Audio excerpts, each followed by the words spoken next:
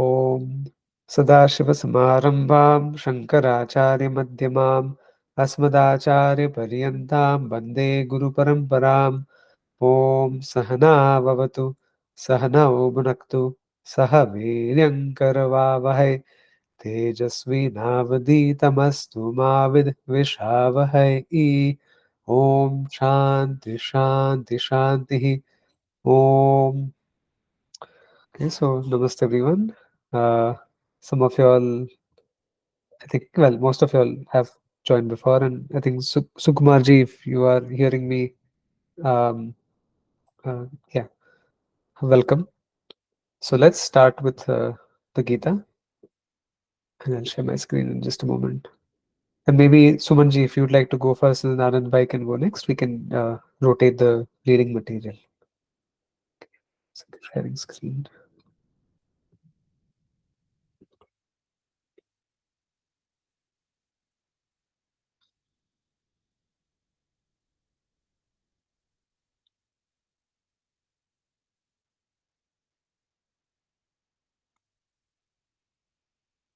हाँ सुमन जी, अगर if आपका म्यूट है,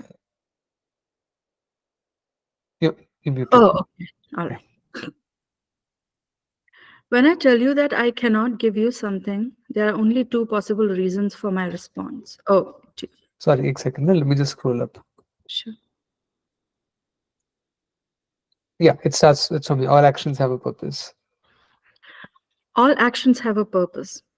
A human being never undertakes a deliberate activity without it having a purpose. Even involuntary actions have a purpose. But here, we are talking only about those actions that are voluntary. Voluntary, deliberate actions always presuppose a desirer whose desire is never for the action as such, but for the result, the object of desire. There is always some end in view. An object that you have cannot become an object of desire if you know you have it. However, you may have something and not recognize that you have it, and therefore it may become the object of your desire. Thus, the clause, if you know you have it, is important here. For instance, you cannot desire a head over your shoulders since you already have one. Even if you have such desire, no one can fulfill it, not even the Lord. If you were to ask him why, in spite of all your devotion and prayers, you scrolled up a bit more than, yeah, fulfilled your desire, he could only say, I cannot give you what you already have. When I tell you that I cannot give you something, there are only two possible reasons for my response. One is that I'm incapable of giving it to you due to my lack of knowledge, power, or resources. The other possibility is that I can give it to you, but you do not deserve it. You're not qualified to receive it. Therefore, either you are not qualified to receive it, or I'm not qualified to give it to you. Here, however, the incapacity to give you a head over your shoulders is because you're asking for something you already have. How then can even God give you one? If you want one more head, being God, He can give you a second head. Although I don't know how a head is going to help you if the one you already have has not helped you. But He can give it to you. You will have to tell Him, of course, where you would like it put. But do not ask Him to give you a head over your shoulders. What you have, He cannot give you. Although you cannot desire an object that you know you have, you can always desire an object that you don't have. There are many things that you do not have, like a green card, a new house, another job, a promotion, a wife, a husband, or children, a trip to a particular place. Anything you do not have, you can desire. Thus, what you do not have can become an object of your desire. Without a purpose, there is no effort, no deliberate activity. Therefore, the Purusha, the person, undertakes activities for accomplishing different ends, mainly artha and kama, but also dharma. If this is so, there is a very important question to be asked. Do I want artha and kama for the sake of artha and kama themselves? The answer to this question is what distinguishes the entire Vedic vision of human life from one's usual way of looking at it. Wonderful. So we had looked at this somewhat in detail last time around, and this is sort of a refresher in the sense that for a mumukshu, for a jignasu, ultimately a mumukshu will become the jignasu.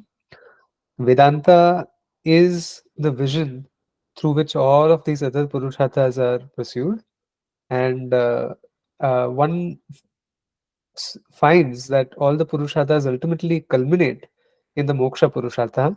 And by culmination, I don't mean that that's the only thing that takes, I guess, front and center in our life, but rather the culmination here is that every single action, every single pursuit, anything that we engage ourselves in is only for the sake of mukti, because that becomes the meta pursuit, which we looked at in sufficient detail. Just a quick call out as per the meeting invite. It is mandated to please turn your webcams on. So if you are on the call, it's required that you be on camera. Okay. All right. Thank you so much. Okay, so let's look at the next one.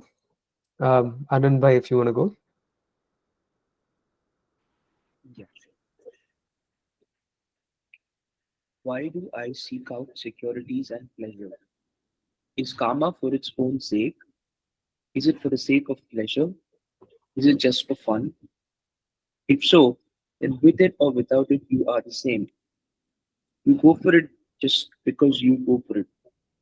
In other words, it is more than a fancy. But is this really the case? Are artha and karma, which we are seeking in life, for their own sake, or are they for myself? The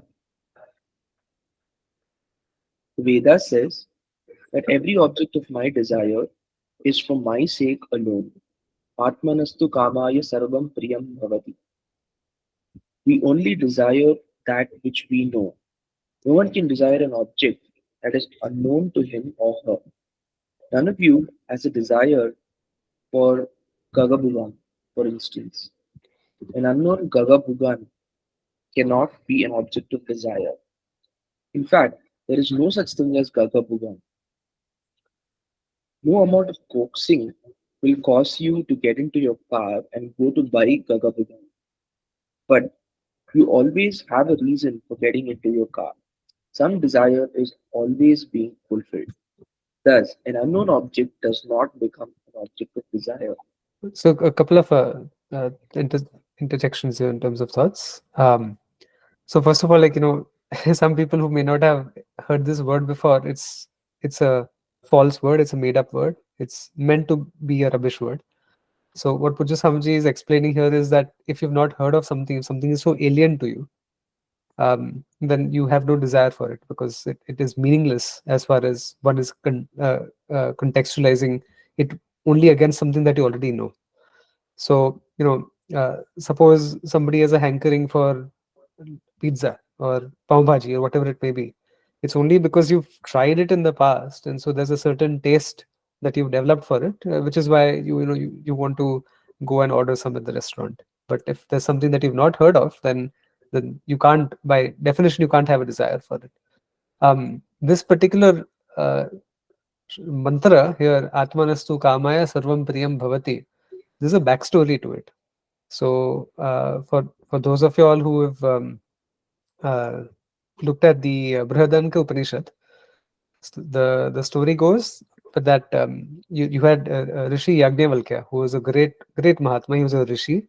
He was one of the greatest scholars as well, and of course Jivan Mukta. And so if you look at the lives of rishis, incidentally, the majority of them were householders, because they had families, they had a livelihood. And so in the case of Rishi Yagnavalkya, he was a wealthy person. There's another backstory where Yagnavalkya actually shows up in a king's court, and there are multiple Mahatmas who have assembled over there. And so the king is asking something to the effect of, if somebody knows the self, then that person is eligible to take away these 100 plus cows decked with gold and gems and jewelry and all sorts of things. And so even before before the competition begins, Yagnavalkya orders his students that come take the cows, let's go home. And so that was the level of this Mahatma, and nobody stopped him except one sage, Rishika Gargi. And then they had an intense debate back and forth, and she was raising objections to what Yagnavalkya ji was saying. And after long extended dialogue, finally he did end up taking the cows home. So perhaps that's how he became wealthy, because in those days cows were considered a source of great wealth. But anyway, then as this episode goes in the Brihadaranyaka Upanishad, Yagnavalkya, having lived a very eventful, fruitful, blessed life, having raised a great, wonderful family, having contributed professionally, having amassed copious amount of wealth, he finally has had enough. Has had enough, not because, Array, oh no, I'm so tired of all this, I just want to let go. It's more like you're so full that there's nothing left to do at this point. There's nothing left to accomplish. It's not the, oh, I want to give up sense. It's more like I have done everything that needs to be done. There is nothing left to accomplish. The only natural thing for one is to retire into sannyasa. It is a very natural progression. It is the culmination of all of your wisdom that comes together in that pivotal moment, that okay, let's go and take sannyasa. It's not a decision, because it's a bit like marriage, right? If you have to decide to get married to somebody, and if you have to kind of like weigh the pros and cons, you're better off not getting married, because that conviction is not there. You have to be sure before marriage. You can't be like, okay, 51 49. Like you can't have that balancing game over there. You have to be certain, or you delay that decision until you are certain. Same thing with sannyasa. It's not like you have to figure out, okay, now I'm going to wake up tomorrow and figure out, should I take sannyasa today? Sannyasa will naturally happen to a person who's ready for it, provided one is rather ready for it. And if one is ready for it, then it is not even a decision, it's already pre-decided that sannyasa will happen. So now, Yagnavalkya has two wives, Katyayani and Maitreyi. And so he assures them that, look, I think I'm ready to go. I'm ready to leave samsara and all of these things behind. But you will be well taken care of. Here, between the two of y'all, I have decided to divide all of my assets. You get half of my property, she gets half of my property. You get half of this, the other person gets half of this, and everything was like uh, fairly and squarely divided amongst the two wives, Katyayani and Maitreyi. And so Katyayani is like very happy. She's okay, no problem. Maharaj, Prabhu, whatever makes you happy, I will accept. So if you think that you want to take sannyasa, no issues. That's good, wonderful. So both wives were wonderful. And then so he delivers the news first to Katyayani, and she's good with it. Then he goes to Maitreyi, and then Maitreyi is a little bit curious, right? So she's like, okay, so you have all of these comforts in life, you have these wonderful assets that you've spent a lifetime collecting, and there is nothing that you really lack. You're well off. You'll not have to work a single day in your life to sustain a couple of generations or whatever it may be. So if you are saying that I am going, but all of these things I leave for you and they will make you happy, and if these things that you're leaving behind for me truly make me happy, and if happiness lies here in these objects that you are so lovingly passing on to me, then why are you going? Mhm. Because every normal, sensible human being wants to be in a place where he is happy.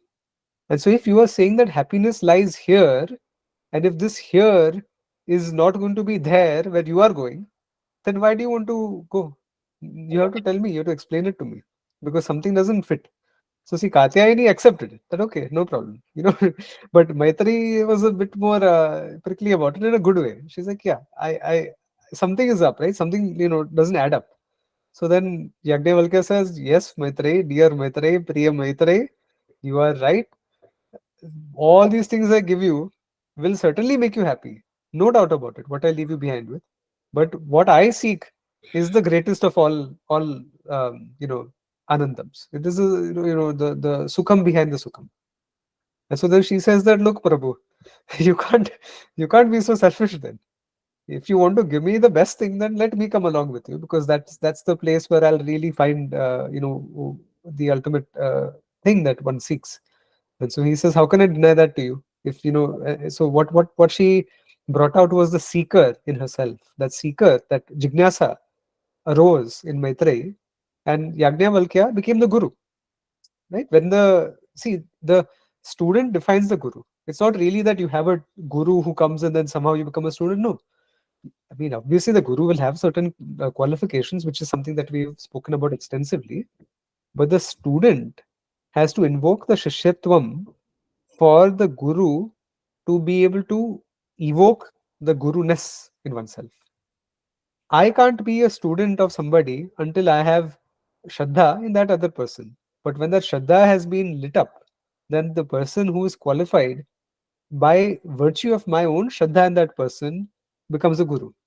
And so Yajnavalkya becomes the guru, Maitreyi becomes the Shishya. In the moment, she says, please take me along. I would like to seek what you are seeking, and I'm here with you on the ride. And so they go for a nice long walk, and that becomes a dialogue. It's the Yajnavalkya Maitreyi Sambadaha in the Brihadaranyaka Upanishad. And so as part of the dialogue, what he is teaching her is really this mantra, Atmanastu Kamaya Sarvam Priyam Bhavati. This is beautiful if you really think about it in one's life. Whatever it is that you seek as an individual, whatever object, it is not for the sake of object, but for the sake of oneself that one pursues it. Suppose you say that, oh, I want to make my family happy. You only do it because it gives you some joy. If it doesn't give us joy, then we will not do it. So someone says that, oh, I love my wife and I love my husband very much, and therefore I do these things and I give these things to that person. Perhaps so. I'm not denying that, but the point being that to see the loved one happy eventually also comes back to us as happiness. But if there is something that we did which did not make us happy, it wouldn't sustain for a very long time. After a point, we would just drop it away like a passing fancy, or if it's not a passing fancy, but if one sees it as a duty, that, oh, I have a certain duty that I need to exercise towards this person. You're a very dutiful person, but it's not coming wholeheartedly. Then after a point, that friction will wear oneself thin, where you feel that, "Arey, I've spent my life really not pursuing what I want. This is not what I wanted." And so this joy, ultimately, whatever it is for oneself only. Suppose one worships Ishvara, one wouldn't go and pray to Bhagavan until it actually makes you happy. Otherwise, why would one use prayer as a recourse? One could do other things to accomplish whatever one wants to. Why would one use prayer? Because prayer somehow gives a little bit of mental comfort as well. And of course, there are other benefits, such as it generates punya karma, which comes back in the form of results and whatnot. So all of these things are definitely valid. But that is what is being unfolded over here. That Atmanastu Kamaya, that all that one considers dear to oneself is only for the sake of the self and not for the sake of the person or for the sake of the object. Okay, so I think I went on for a bit, but any questions over here before we proceed? Yeah. So, okay, no questions. Then let's move on. Sumanji, if you, Akshay. I forget which paragraph. Oh yeah, here. This is Yeah. it. Only known, yeah. Only known objects become objects of desires. There are, of course, some known objects for which I do not have a desire. Scorpions, cancer, etc. For example. In fact, the more I know of such objects, the more I want to be rid of them. Also, an object that has been known and loved by me need not always be desirable to me. I may have no desire for it whatsoever a few years down the road. No one performs an action or undertakes a course of action without an end in view. Whether the end is right or not can only be discovered later. One may change one's view or give it up altogether for a variety of reasons. We have all done this.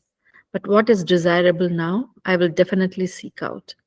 Therefore, one who desires a particular end, any artha or kama, does so for his or her own sake. Suppose you say, no, Swamiji, it is not for my sake. It is for the sake of my son. This only means that your me has become a little extended. but it always reduces to me. Your me can extend to the community in which you live, to your religion, and to your nation also. It is your ego, an extended ego, and the more extensions, the healthier the ego. Still, the end is always for your sake alone. So this part requires some analysis, but I'll pause to see if there are any questions on these last couple of sentences or this last para. If not, I'll speak thereafter. It's actually, there are many layers here. That's why. Okay, so this part especially, right? An extended ego. Let's talk about that a little bit more, because this is a double-edged sword, and obviously, Pujya Swamiji has conveyed this elsewhere, but I'll still get into it because it's a really important way to look at things. Usually, one's ahankara, usually a normal person. I'm not talking about jnani. I'm just saying the average person. It typically at least extends till the periphery of the body. Okay, something happens to the body, something happens to me. If body is hurt, I am hurt. If body is old, I am old. If body is fat, I am fat, so on. Okay, it's this body, and obviously, if we talk about body, then we are also talking about something more subtle like the senses and the thoughts and the feelings and mind and buddhi and all of these things. But I'm saying the body from a gross perspective, and not gross as in disgusting, but gross as in not subtle, the opposite of subtle. So now, when we, let's say you take a celebrity has a very different kind of an ahankara compared to the normal person, because over here there's a certain name attached. There's name attached, there's fame attached, and there's a brand IP that's attached to it. There's a product that's attached to the person. The person is a product in some sense. And so, you know, or you take a person who is very well off, and suppose they have extended their ahankara to things such as their business empire, or to their car, or to, how high up they are on the Forbes list. Now, typically you might think that, oh, a person with $1 billion must be very happy, but not really, because now they're hanging out with billionaires.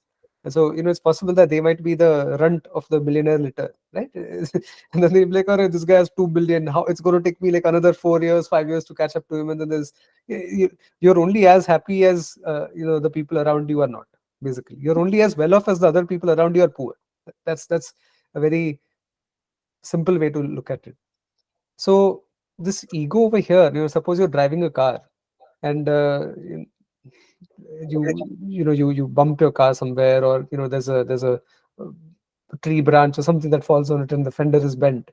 Now, if your ego as an individual extends to the car also, then if car is damaged, you are damaged. See, now it's not just the body, but now it's extended to the car. Or if the house is damaged, you are damaged. If the wealth has deteriorated because of a loss in the stock market or elsewhere, then you have deteriorated along with the wealth.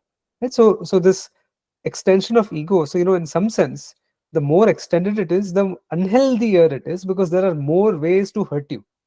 There's a way to hurt you by hurting the body. There's a way to hurt you by hurting your financial well-being. There's a way to hurt you by hurting the other people around you, by hurting the fame, by hurting the name, by hurting your social standing, all of these things. So what Pujya Swamiji is talking about here is not this bloated ego. Okay, there's a distinction between the bloated ego, where I extend it to so many things, where I create more occasions for myself to be hurt, but rather the extended ego, which is not extended as a bloating, but rather as a sublimation, in the sense that I don't see things as different from myself. Which means that suppose you make a XYZ person happy, there's a person who's suffering. To see that person happy also brings some joy to me, because in that sense I've extended my ahankara to include the other person and not to exclude the other person. So this extended ego that Pujya Swamiji talks about is inclusive and not bloated. And so in this extended ego, ultimately the greatest ahankara is the Jnani's ahankara, because the Jnani's ahankara does not exclude anything and anyone. The whole Jagat has been consumed by the Jnani's ahankara, because the Jnani knows that there is nothing aside from myself, but not any one of these things is myself. Okay, there is nothing aside from myself, but none of these things are myself. But whereas the unhealthy bloated ego, as a foil to this extended ego, the bloated ego would be like, I am extended beyond my physical body, my physical presence, and all the places that I'm extended. The the deterioration or the decline of those things will be a decline in myself. And so, in some sense, it's a very weird process, because we begin by uh, reducing the scope of our mamakara. Mamakara means this is mine, this is mine, this is mine. Because see, it starts with mine, but it doesn't take long for mine to become I. What is mine becomes myself. And that's a problem. So, one starts with this vairagya, really, that, in the sense that you start having this vivekaha, that, knowing the atma, anatma difference leads inevitably to vairagya. And that vairagya will lead to a sort of a reduction of this mamakara, that this is mine, this is mine, this belongs to me, this belongs to me. What belongs to oneself, when that is lost, causes great pain to oneself. But then, as that mamakara wears away, the ahankara begins to again naturally start extending in a good sense, where all that was myself is no longer mine, but it is nothing but a manifestation of the very self. But that self is not defined by the unwise ahankara, but rather the self is the wise ahankara, which has attained the knowledge of its own swarupa, of its own nature. So this is why, for Ishvara, all that there is nothing but the self. If you ask Krishna Bhagavan that question, who are you? Bhagavan will say that all that there is, that is me only. But it is a healthy Hankara, because all that there is Ishvara. Now, if you ask a Jnani, who are you? Oh, yeah, Sarvatma Buddhi, same thing. That all that there is the sum total of all reality and its adhisthana. The adhisthana of it, the very base of it, the content of it, that is one Swarupa, and that is what the Jnani has internalized. So the response of the Jnani and response of Ishvara is one and the same. But for us, the answer will keep differing, because we haven't attained that degree of nishtha where we are able to see everything as a manifestation or an extension of the very self, because our self is still rooted and anchored in the smallness that one possesses and not the fullness that one is. So that's what we think of when we look at this statement. Any questions there?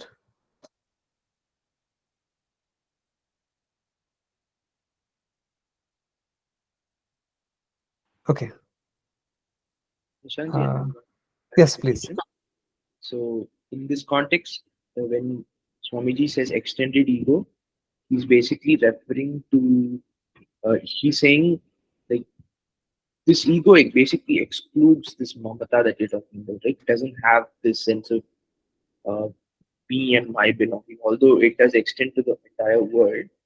Uh, this sense of belonging to me doesn't exist, right?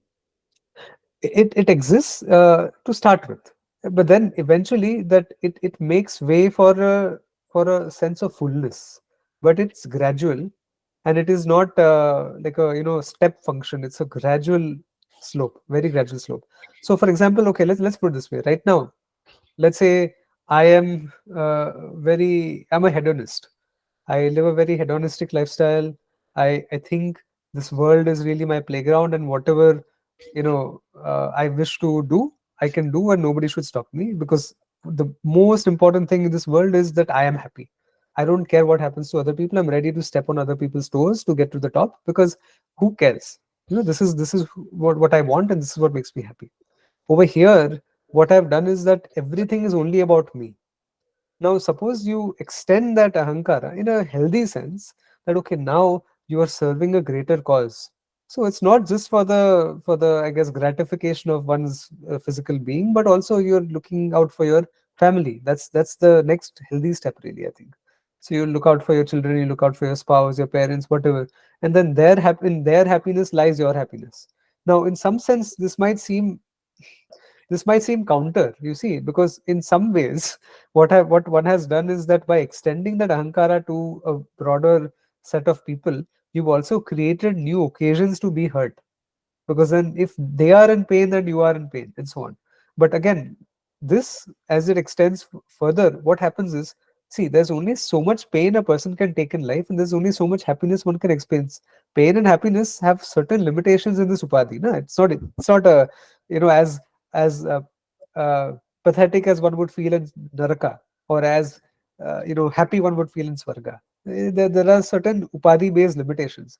So what happens here is that after a certain point, as my ahankara, extends even beyond the family, now it goes out to my community. It may be for a dharmic cause that I'm fighting for. I wish to, let's say there's a cause like rescuing Hindu mandirs from the government, right? Like, ultimately this whole notion of secularism is a slap in the face of Hindus there, because it only applies to us but not to any other community, which is not true secularism to begin with.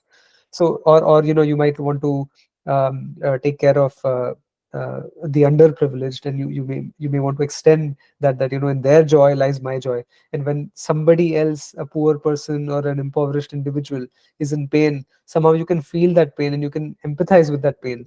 That's a good thing. But because the thing is that at this point, if even though it seems that I've invested myself in their pain, the things that actually cause pain to me as an individual have come down vastly as a consequence of being able to extend myself outwards.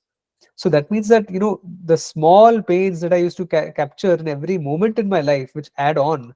Oh no, this is all about me. Oh no, why aren't people serving me? Why aren't people taking care of me? Why don't people welcome me? Why don't people talk nice to me? All these things, those pains go away, and now the pain becomes a larger, a more nobler pain, which is that, okay, if I see somebody else suffering, that automatically should evoke some empathy, some pida in myself, so that I can go and do some good. Right? So it sort of starts in with that, and then after a point, there's so much punya that is earned through that extended ahankara, because assuming that through that extended ahankara, one has actually done a lot of service to alleviate those problems in the world, that punya karma comes to oneself, and it brings rise to greater antakarana shuddhi, to the point where even that pain factor wears off and one begins to see things as a duty. And then that thought starts, I guess, sinking in, that look, there's only so much I can do. My role here is to help other people, to serve my family, to serve my community, to serve my society, to serve my nation, to be a good citizen, to be a good whatever it may be. All of these different concurrent circles of responsibility that I have taken up as an individual under these specific circumstances. I'm here to serve them to the best of my ability, but beyond a certain level, there is only so much I can do, and then I can't.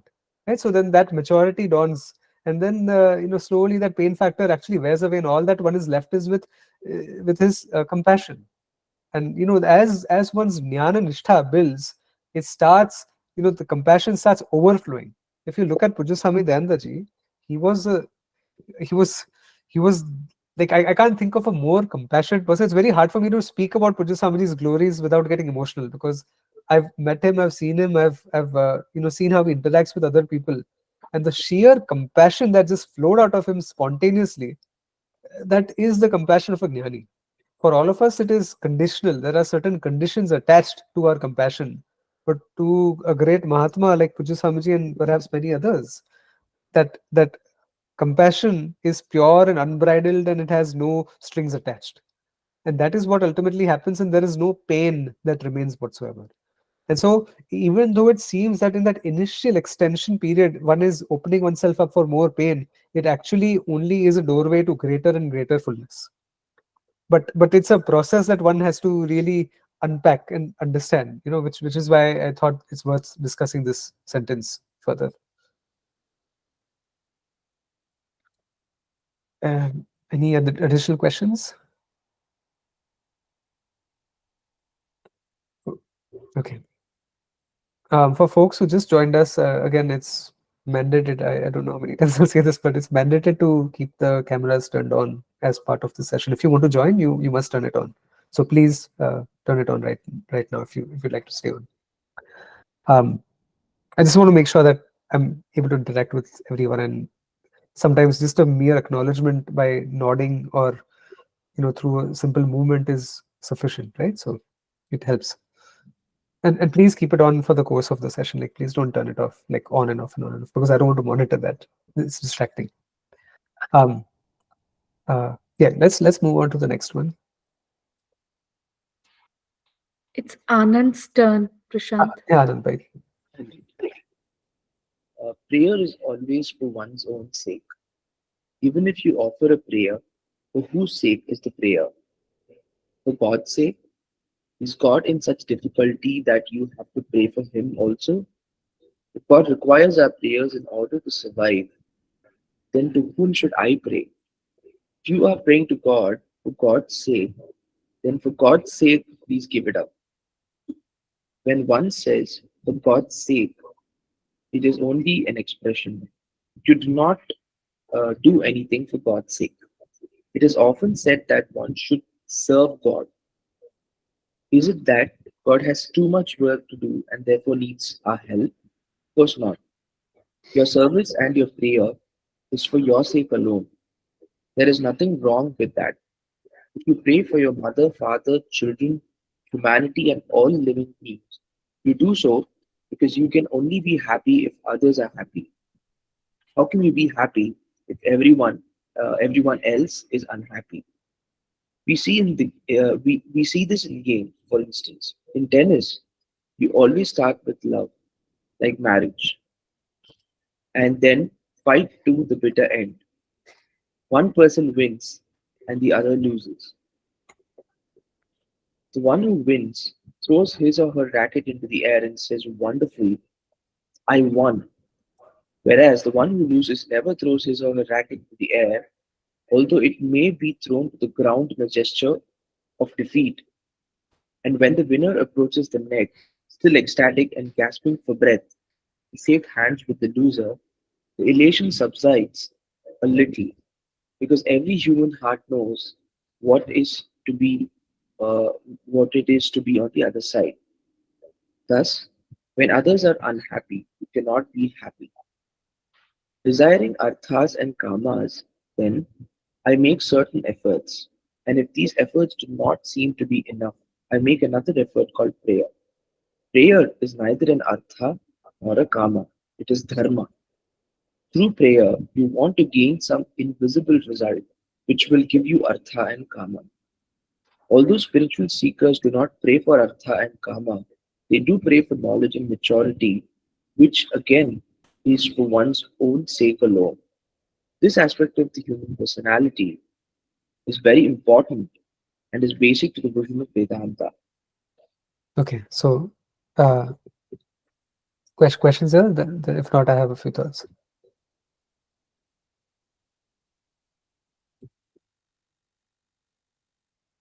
Okay, so yeah, this is I used to watch a lot of tennis when I was young, and sometimes I still do when I get an occasion. But it's beautiful, because whenever you see this match, the final point, match game point, and then especially if it's been a very challenging match for both players, and it's tough competition.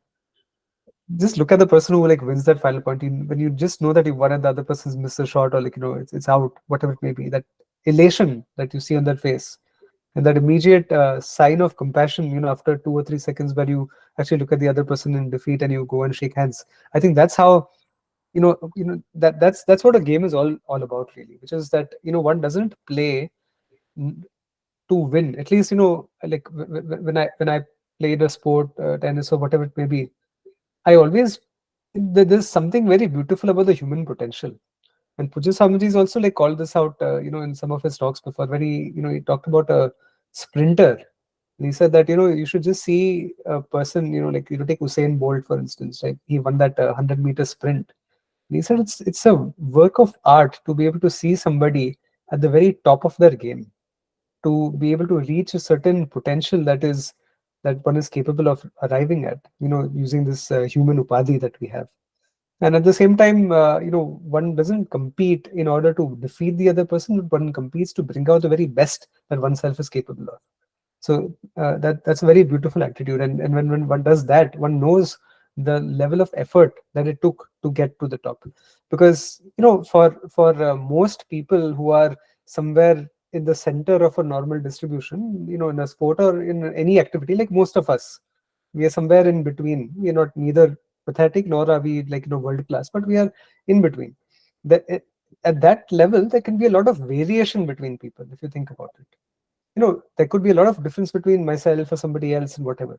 But when you're talking about people at the very top, because the competition is so great over there, and because the margin to ascend one position or two positions to the top, they're so razor thin, that the difference between number one and number two is almost insignificant. It's almost not there. That's why if you see like a 100-meter race, if you run a 100-meter race or I run a 100-meter race, it's going to take, there'll be a stark difference between one and two. But for the person who actually ranks first and second in the race, it's like literally coming down to split second decision. Sometimes they have to play it in like slow motion to figure out like whose foot actually crossed the finish line. And because a person knows the effort that it took to get there, one also knows how much effort the other person who just came number two also made.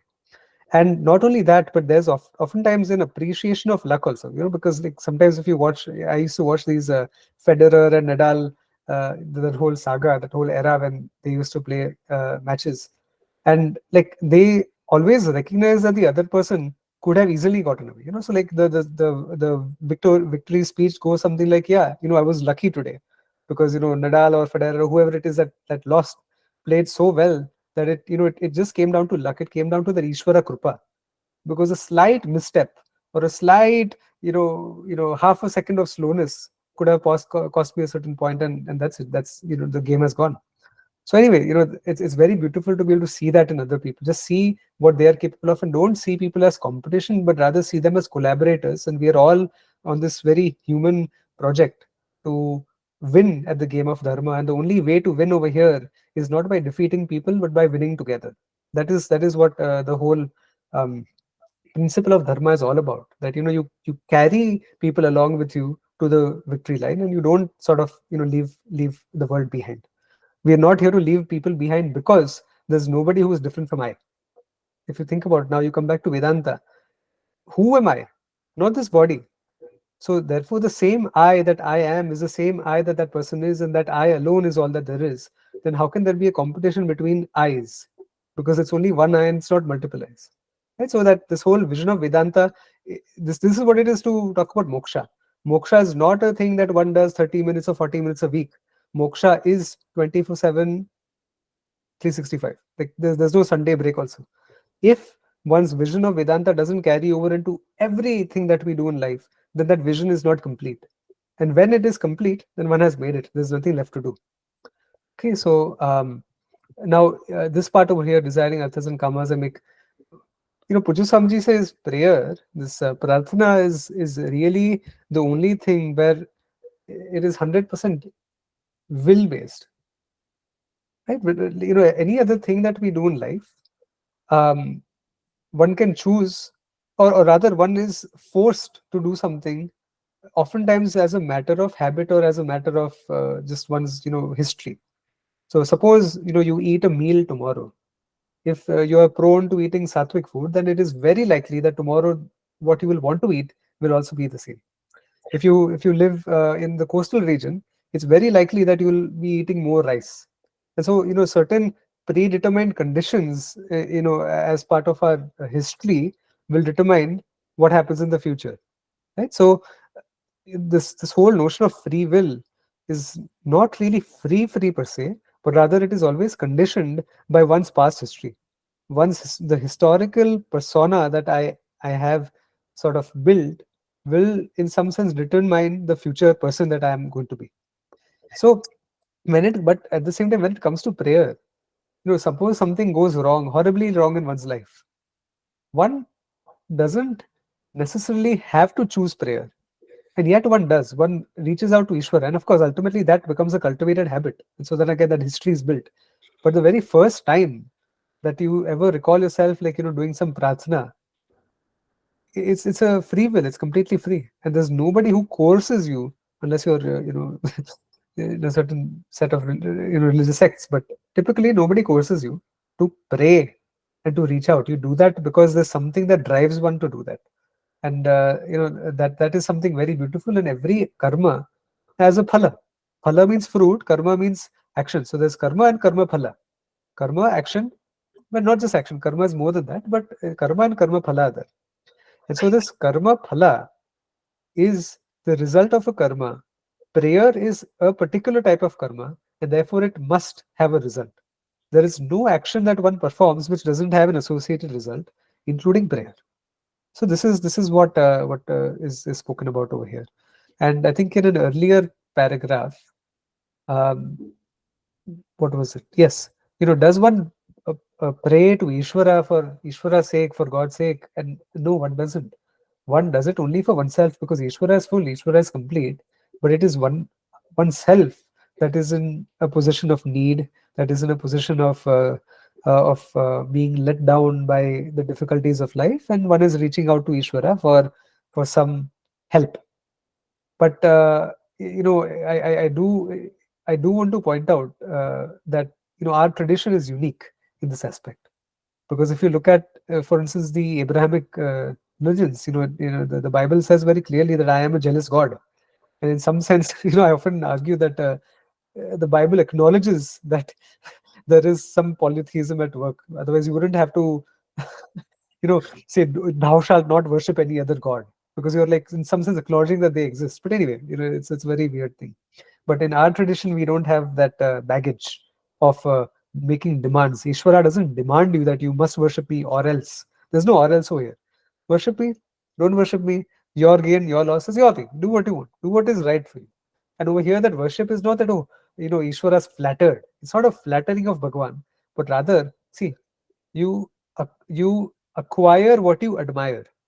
If you admire a celebrity, then all that you're going to acquire is a low IQ. I'm being very honest. It's like, you become a fanboy or a fangirl of any celebrity, whether it's Taylor Swift, and you're like lined up weeks in advance to go see a concert, and like just so obsessed. And I think I was very young this one, maybe like 4 or 5 years old or something, and Michael Jackson had come to India once, right? Yeah. And so this was in the news, right? I think, Sumunji, you might remember, Yeah. girls used to faint, like, just looking at Michael Jackson. Yeah, and then this used to happen even earlier in the 1960s when the Beatles, like, were in concert and such. So, like, you're probably not a very accomplished person if you're so impressed by, or impressed to the point where you swoon and you faint when you see a celebrity. So what you admire is what you acquire. If this is what you admire, then that is what you will also acquire. If you admire, let's say, businessmen, or it could be somebody like Warren Buffett, or some great investor, great people who've worked hard and who've built something for themselves, then you'll acquire a business savvy mind. You'll be able to invest well. You'll be able to think rationally about your different asset classes and whatnot. So you'll acquire that. But now, if you admire Ishvara, and admire here is, let's replace that with worship, then you will acquire the qualities of Ishvara. It's a fact. If my object of admiration is Bhagwan, then I will incorporate the aspects and the qualities that make Bhagwan Bhagwan. Full compassion and peace and kindness and giving and this and that. And ultimately it makes way for Atma Vidya, because Ishvara is not different from I. But that comes with some cultivated understanding of the truth.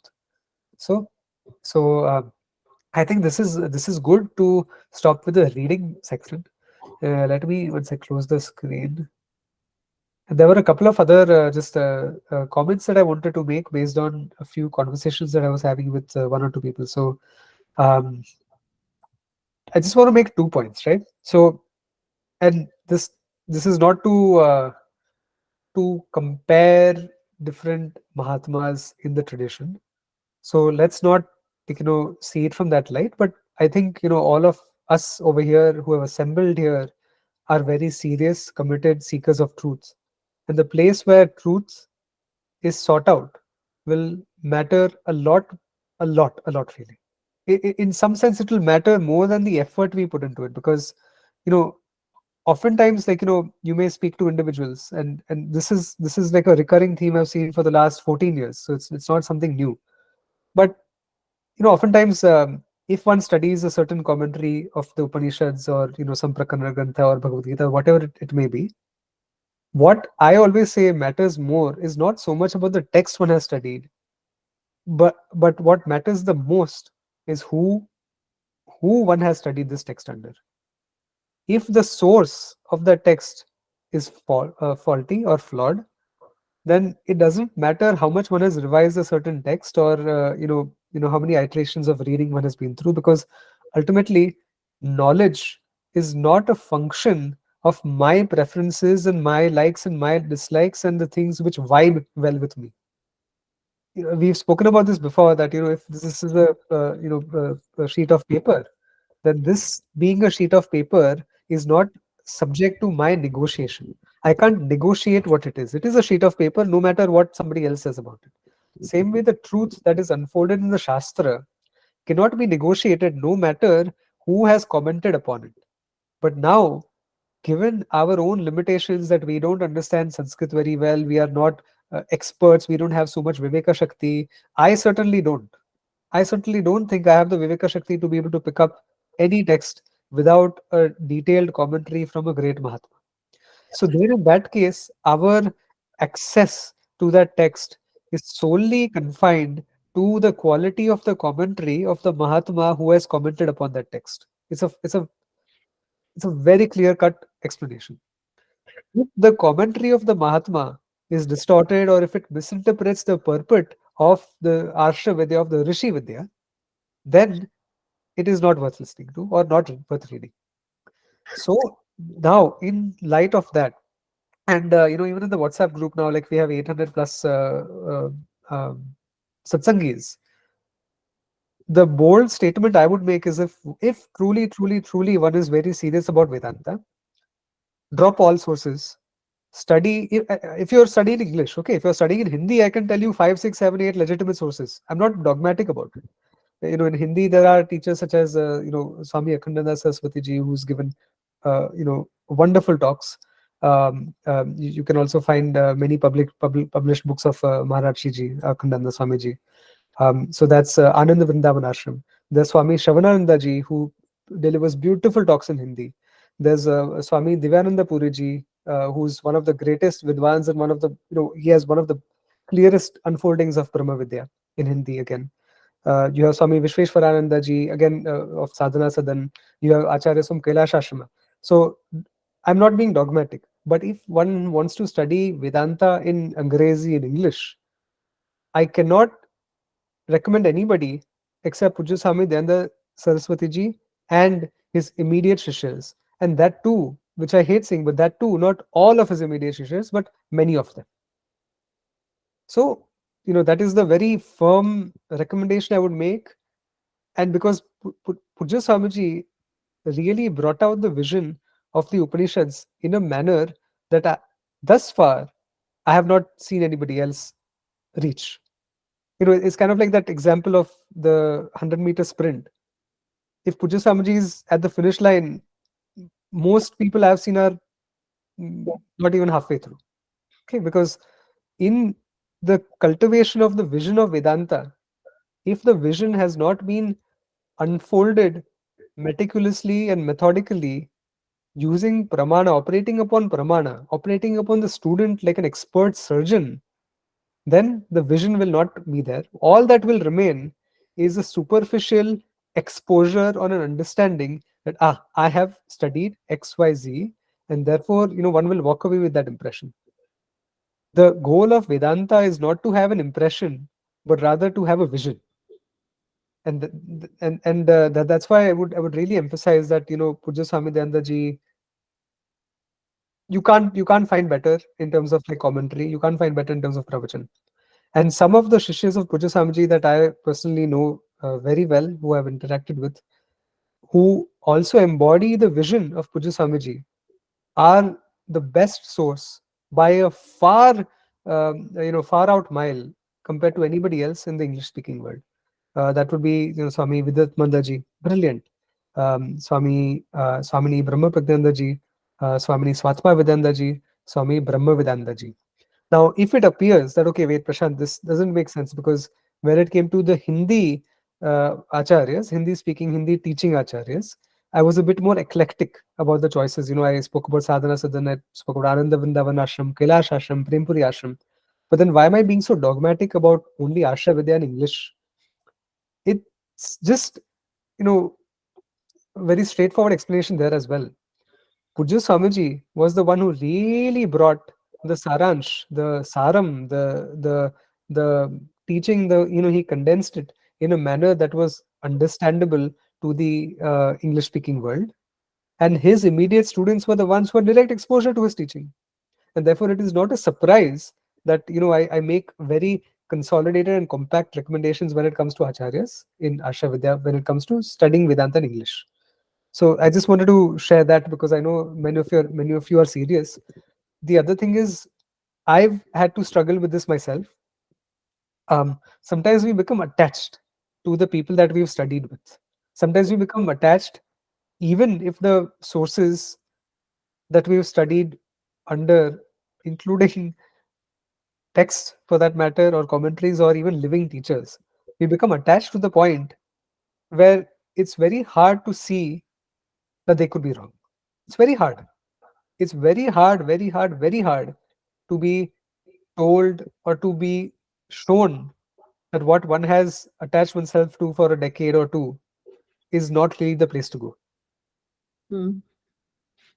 But at the same time, if anyone's watched this beautiful series from 1980, Carl Sagan Cosmos, the third episode, like, this is etched in my memory because I saw it when I was a teenager, which is not teenager, but maybe in my early 20s, right? It's about 12, 14 years back.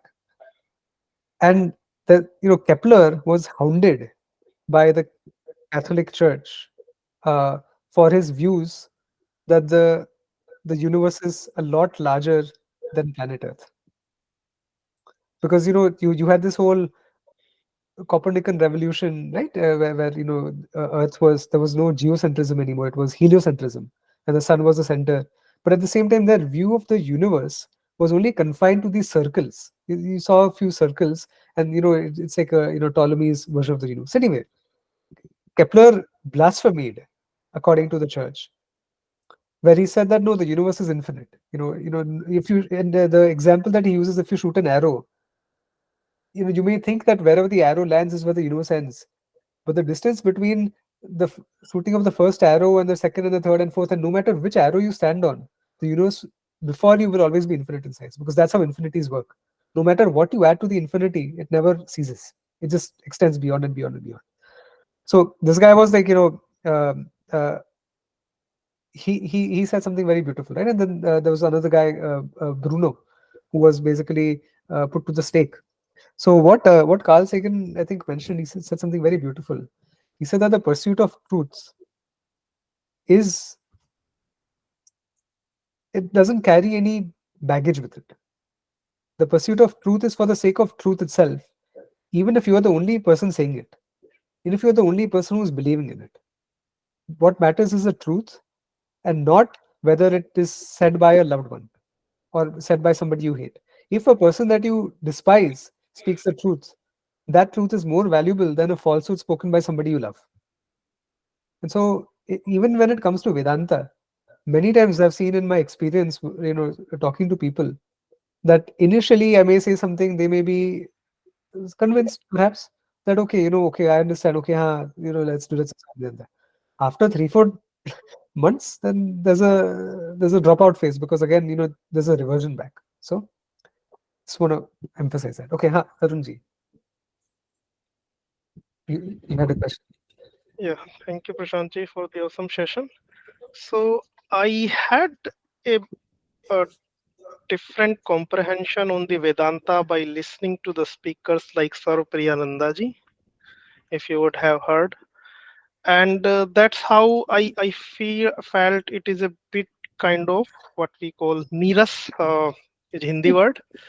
So that's where I I have been reading it at times, but while I am the Brahman, I hear those words don't make much connect. But while I listen to, I think your talks first and the eighth you shared with me, and there I had that sense that even Vedanta endorsed the Upasana Puja, and that's make sense. So does that mean uh, that that that that that uh, to me don't look with that Sarpanandaji philosophy of what we call a pure Advaitvad, where we ourselves are the Brahman. So so is that not sure if I I'm didn't, I don't know if I fully grasp the question. हाँ आप हिंदी में भी if you अगर आपको हिंदी हाँ में भी मेरा बताना है. हाँ मेरा क्वेश्चन ये है कि वहाँ पे जो हम एक अद्वैत वेदांत की जो एक फिलोसफी देखते हैं जिसमें we see के there is no difference between us and the Brahman or us and the Ishwar. So जब हम ही भगवान है तो हम पूजा किसकी करें? Okay, good. I understood. और Understood. Correct. और यहाँ So, पे mm, वो मतलब मुझे थोड़ा अटैच नहीं करता. yeah. If I don't need to do anything, then just let the life be it. So that is another problematic interpretation that many people put forward. You see, Hmm, this only consolidates further that Vedanta is not taught well by everyone, hmm, because there are okay, I'll not say names, but even within Asha Vidya, there are one or two people, one or two sannyasis who also discourage puja.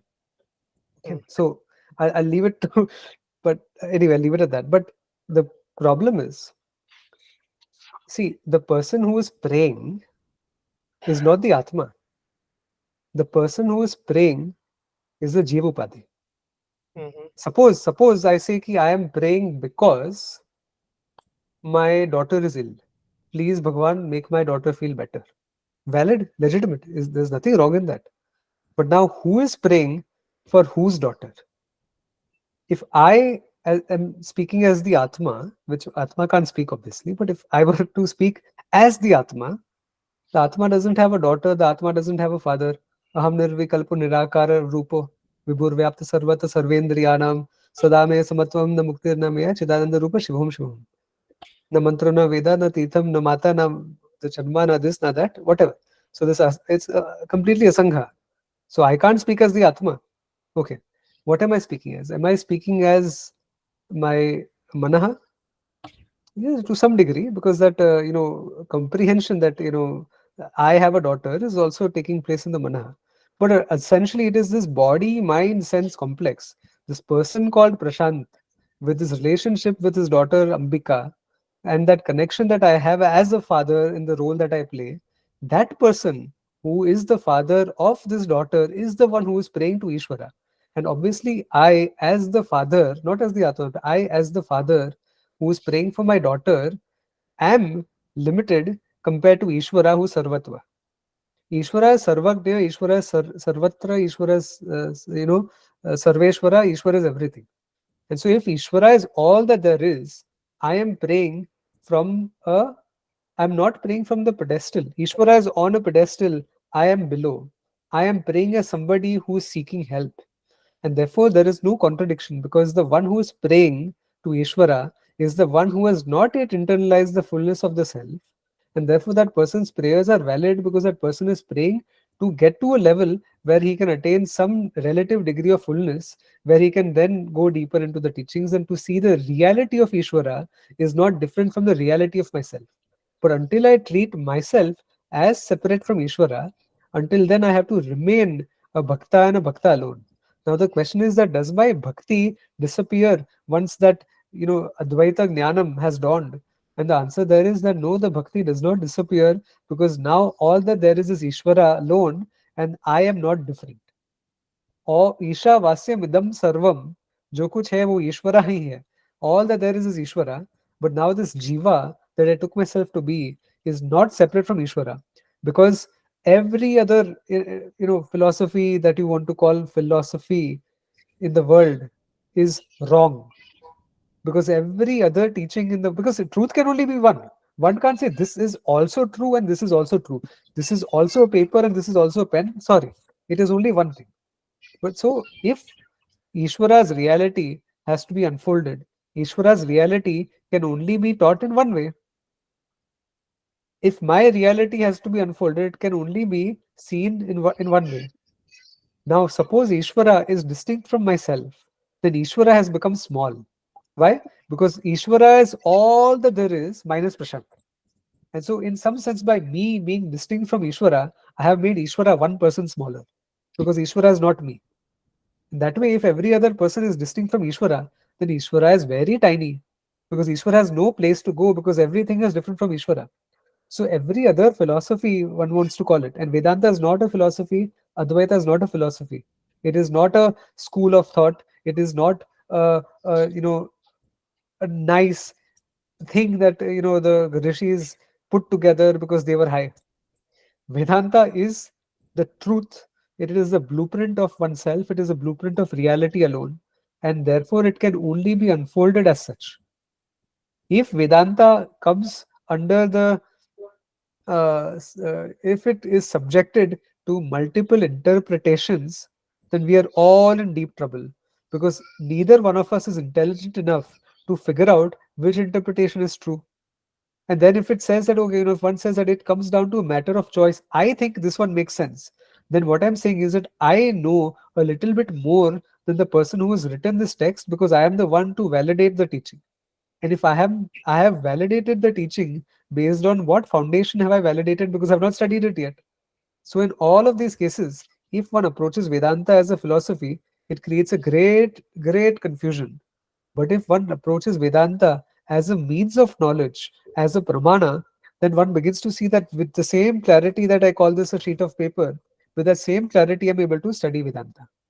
And that clarity can only be a vision that one cultivates from Guru to Shishya. And that Guru has to be a legitimate Sampradaya with teacher who knows how to handle the words of Shastra in a manner that the student who it is being unfolded to is able to see the meaning of those words. And therefore, the distance between my understanding and the Guru's understanding should be this zero. If there is even a slight deviation in the way I understand and the way I see the vision and the Guru's vision, then there has been a failure somewhere, either on part of the teacher or on part of the student. But when this whole system is so watertight, which is the way Pujya Swamiji presents it, in fact, I want to also say this. I want to preface everything I say that if I'm saying anything that is incomprehensible or stupid, it is all due to my own errors and due to my own limitations. And whatever I say which sounds profound, it's only because I've heard Pujya Swamiji well and I'm just repeating the same words. This whole vision of how Vedanta is unfolded is not my interpretation, it is Pujya Swamiji's, and therefore it makes sense. And so indirectly I'm saying I'm making sense because it's Pujya Swamiji. So this is how Vedanta has to be approached.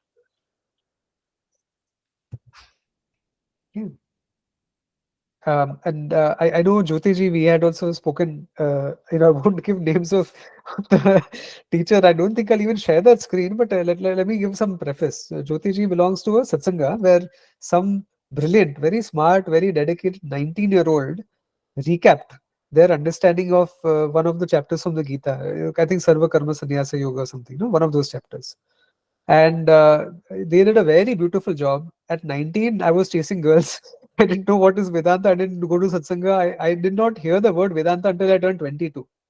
So, kudos, salutations to this great person, this 19-year-old, who beautifully captured, one Swamiji's Vedantic teaching.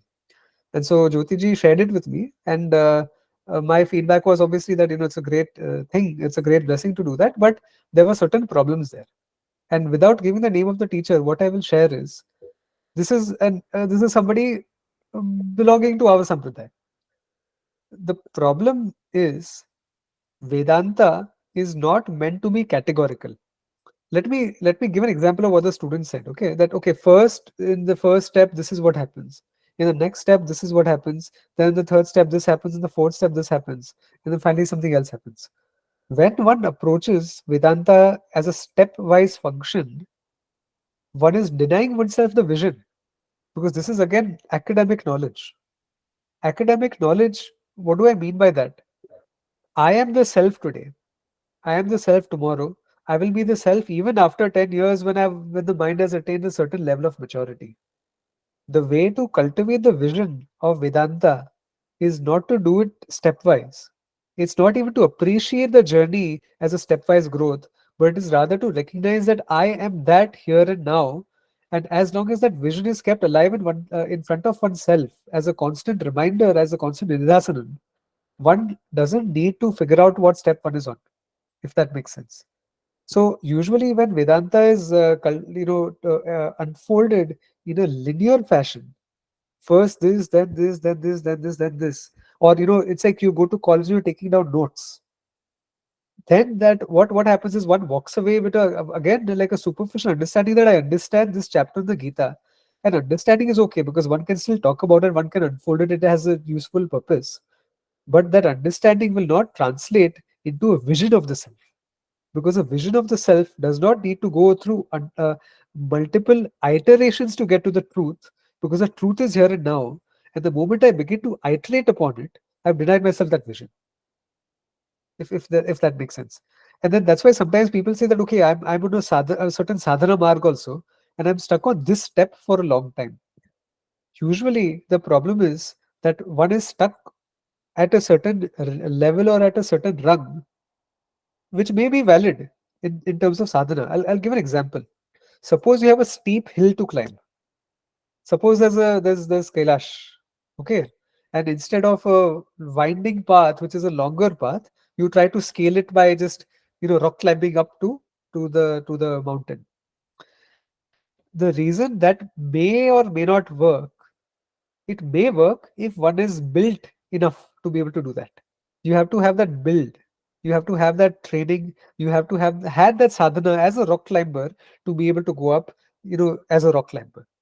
But if you have somebody who's uh, unfit, relatively speaking, like we are not rock climbers, so let's assume that any of us over here, if we have to go to Badrinath or Kedarnath or anywhere, we'll have to take that winding route to get to the top.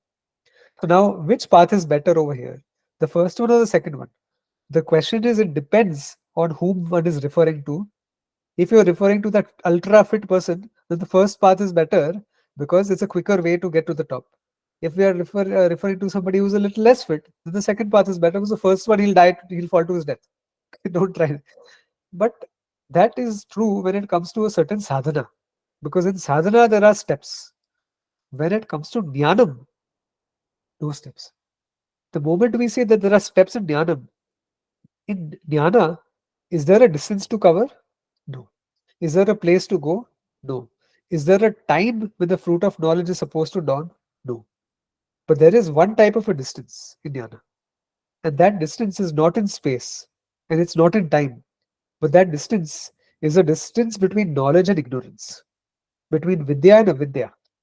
So that distance doesn't require me to do anything or to be different from who I am. Rather, it is recognizing who I am. And if that is done in a stepwise way, then I've actually created an artificial distance where the distance shouldn't exist to begin with. And that is why Pujya Swamiji's methodology, like, sometimes like as one gets more acquainted, not just between Pujya Swamiji and many other teachers, but even internally, you'll begin to see which unfoldings are consistent with the vision and which ones tend to distract a little bit. And so the goal of a student is to really cut down and minimize the distractions, because if what I seek is myself, and if the self that I am is so precious that there is nothing in the universe aside from the self, then I damn well cannot afford to experiment with it. I can't afford to experiment with multiple teachers. I can't afford to experiment with multiple theologies. But then the question is that, okay, if I can't experiment, how will I ever find? That is the $1 billion question. If I have to find a great teacher, in some sense, I have to have the Vivekaha to be able to recognize such a teacher when they come before me. And then how does one get that Vivekaha? Through Ishvara Bhakti. A lifetime, many lifetimes of reaching out to Ishvara, doing one's Nitya Karma, attaining Chitta Shuddhi, and all of these things ultimately lead one to not just to the Guru, but to be able to recognize a great Guru when they are before us. And that takes a lot of Punya Sukrita. But once that is done, then you hold on to the Guru for dear life and you just clasp the feet of the Guru and you don't let go. Because this is the greatest encashment. Or is that a word? Encashing of the Punya karma that one can ever have.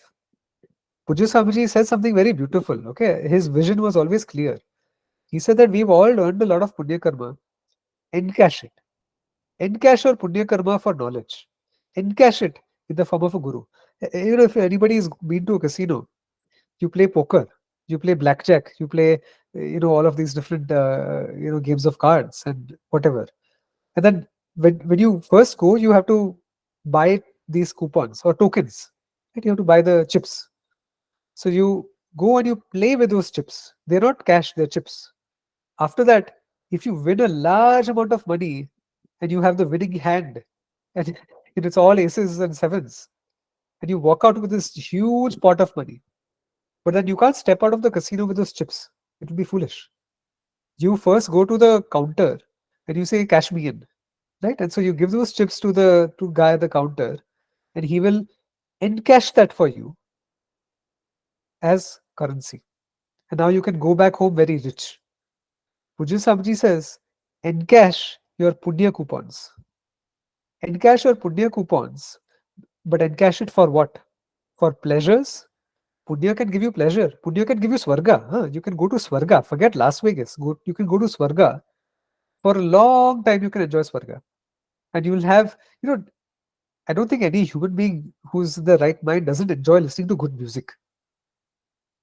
If we enjoy music, the limited decibels of music that our eardrums are able to reverberate to and translate that into sound, in Swarga, you won't even have those limitations of these basic eardrums. You'll be able to hear every single frequency. Imagine instruments that are unimaginable for us to even create right now. The same instrument with a small band of frequency will now have a very large band of frequencies. And not just that, but even new instruments will be at play that you can't even visualize right now. Like you can't even imagine. And there will be so much splendid color. We see colors between red and violet. But there will be colors that you can't even imagine. And there will be so many comforts. And Pujya Swamiji explains that when you encash your punya coupons, you don't do it to go to Swarga. You do it to attain self-knowledge. And through the attainment of self-knowledge, there are certain things that have to come together. Guru has to be there. Guru Anugraha, Ishwara Anugraha, Shastra Anugraha, but most importantly, Atma Anugraha. Atma here as the individual, not the self. If that Atma Anugraha is not there, the other three are wasted. But if Atma Anugraha is there, then those other three will come by themselves. Atma Anugraha is like, see, Pujya Swamiji, like many people say, oh, if Ishwara is there, why doesn't Ishwara present himself before me? Right? That kind of thing. If you have a constantly flowing waterfall, a beautiful waterfall in a lush rainforest, and that waterfall just flows, but if you don't stand under it, then you will never experience it. In the same manner, Ishvara is, but if we don't build a lasting connection with Ishvara, then one will never attain that connection with Ishvara because one has never, used that Atma Balam to achieve it. So this is how, the vision of Vedanta really gets cultivated. And just to emphasize that to, Jyotiji, based on the snippets that you have shared, a lot of it seemed very stepwise. And so it will work up to a certain point, but any individual studying at that level, no matter how aged one gets, there will be a certain plateau where one hits and will not be able to cross beyond because there's a glass ceiling above us.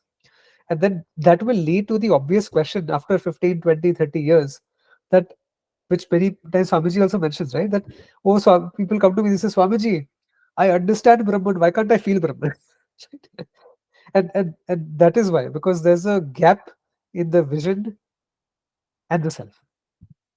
So I'll leave it at that, but I think I hopefully was able to address some of it.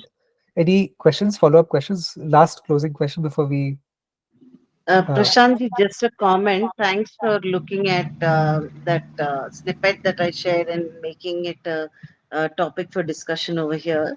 It's very clear, the way you explained how the pursuit for Gnanam should be, based on what you said. What appealed to me when I saw that snippet, and why I shared it with you, was because I thought that such clarity in trying to understand that shloka will probably extend to assimilation of the entire Vedanta, not just the Gita, but the entire Vedanta in a very systematic manner. And that child is really put in a lot of effort, and also being able to grasp the message very clearly. So that is the impression that I got, and which I thought I should share It's with you. beautiful, yeah. And now just imagine that same child, or he or she exposed to Pujya Swamiji's teachings. Where would that child go? Right. So that's the, I guess, implantation that I'm trying to really prescribe, which is that beautiful clarity of vision and that ichha to attain an understanding of such a beautiful text deserves a clear unfolding of the text where the vision is immediate and here and now. There are like two ways to really address questions. Like I may have said that at the very start of like our first satsanga. One is that to answer it at the level of the question, and the second is to actually answer it at the level of the questioner. Pujya Swamiji always did it in the second way, which is to say that a question that I ask, or any doubt that one has, the doubt is a surface level doubt. There's something more deeper and fundamental from where the doubt is arising. And Pujya Swamiji was very good at pinpointing that. So too for Vedanta. There are many elaborate ways to look at it. If you notice this, when you listen to Pujya Swamiji, I felt this when I was, I guess, starting off. I truly felt that Pujya Swamiji is a bit Vedanta light. He's a bit concept light.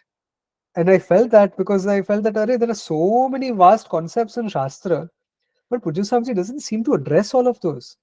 It is only years and years later I realized that Pujya Swamiji is going for the kill. He's going for the jugular vein. And the jugular vein here is really grabbing, avidya and choking it out of existence. So it's a very violent analogy, but Pujya Swamiji wants to pull out that avidya from it's kind of like, so I'm thinking of like Mortal Kombat, like, it's like flawless victory. so, like that's what Pujya Swamiji is doing, right? Which is that he doesn't want to leave any stone unturned in ensuring that the distance between myself and the knowledge that I am is zero. It's zero, and there are no deviations or sightseeing along the way. And here, sightseeing can happen in the physical world. I go to London, I go to Paris, I go to France, I go to here, I go to there.